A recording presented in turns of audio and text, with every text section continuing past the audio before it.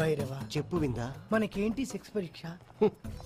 ఏముంది, విధి వక్రించింది, దేవుడు దెబ్బేసాడు.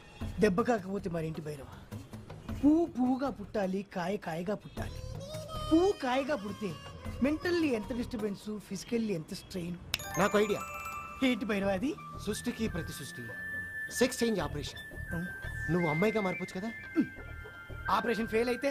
డోంట్ వరీ, చాలా ఈజీగా తీసేస్తా. కళ్ళు మూసి తెరిచేలోగా 12 బిడ్డను కావచ్చు. అదేదో నువ్వు చేయించుకోవచ్చు కదా. నేనా? పోయిన జన్మలో నేను అమ్మాయిగా పుట్టాను, ఈ జన్మలో నువ్వు అమ్మాయిగా మారితే తప్పేంటి? మిత్రా, నేను మగాణ్ణి. ఎన్ని యుగాలు మారినా ఈ పురుషాహంకారం మారదా? ఆడది ఆడదానిగా పుట్టి ఆడదానిగా చావాల్సిందేనా? మిత్రా, నేను చెప్పేది విను. నేను వినను. నేను మగాణ్ణి. ఈ జన్మలో నేను మగాణ్ణే.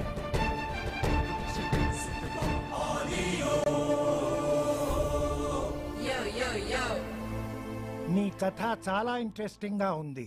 అలాగే నీ మిత్ర వింద అబ్బాయిగా పుట్టడం అనేది ఇంకా షాకింగ్ గా ఉంది. ఇప్పుడు నన్నేం చేయమంటావు? ఏమీ లేదు డాక్టర్. 36, 24, 36 సైజులు ఉండేలా నాకు ఆపరేషన్ చేసి అమ్మాయిగా మార్చేయండి. తన్ని సుఖపడదాం అనుకుంటాను. నేను అమ్మాయిగా మారి సుఖపడతాను. ఒక్కసారి ఆపరేషన్ జరిగితే నువ్వు మళ్ళీ అబ్బాయిగా మారలేవు. అది ఓకేనా నీకు? Okay doctor. నిన్ను చూస్తుంటే ప్రేమ కోసం నారిక కోసుకున్న సినిమా కథ గుర్తొస్తుంది. దానికన్నా నువ్వు చాలా గ్రేట్. Thank you doctor. వెళ్దామా? రండి, ఆపరేషన్ సక్సెస్ చేద్దాం.